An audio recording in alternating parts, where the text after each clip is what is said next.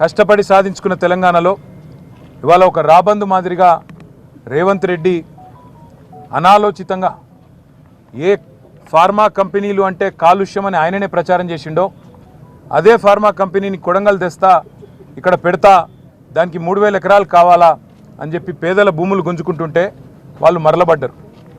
వాళ్ళు మరలబడితే 9 నెలలు వాళ్ళు పోరాటం చేసినా ఎవడూ పట్టించుకోకపోతే అధికారులు వస్తే వాళ్ళు నిరసన చెప్పినారు.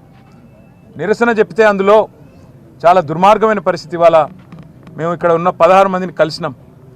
వాళ్ళల్లో ఒక ప్రభుత్వ ఉద్యోగి ఉన్నాడు, ఒక పంచాయత్ సెక్రటరీ సోదరుడు పేరు రాఘవేంద్ర యాదవ్.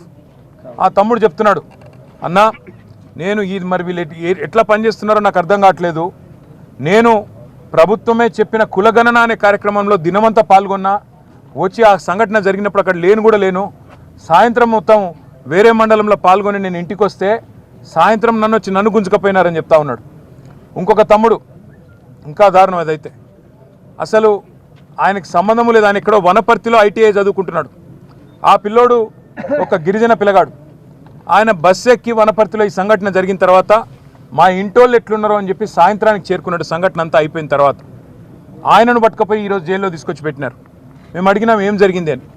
ఏం జరిగింది అంటే వాళ్ళు చెప్పేది ఒకటే, అన్నా మొత్తం 60-70 మందిని మొదలు అరెస్ట్ చేసినారు, 2 DCMలలో ఎక్కించుకొని తీసుకొని పోయినారు.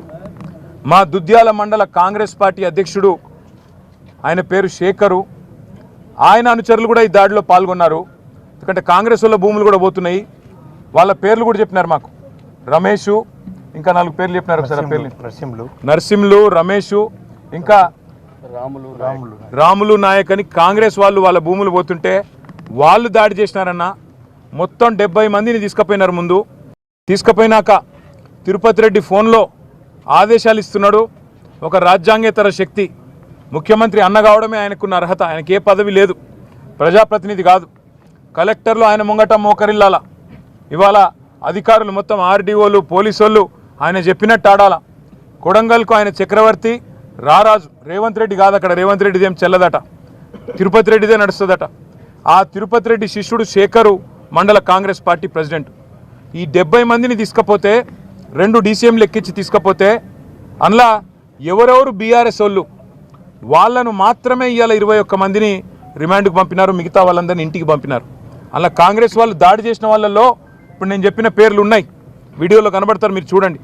వాళ్ళని మాత్రం ఇంటికి పంపి ఎవరెవరైతే BRS వాళ్ళో వాళ్ళనే పెట్టండి జైల్లో అని చెప్పి ఈ దాడి మొత్తం BRS వాళ్ళే చేయించిండ్రు. ఈ దాడి మొత్తం రాజకీయ దాడి,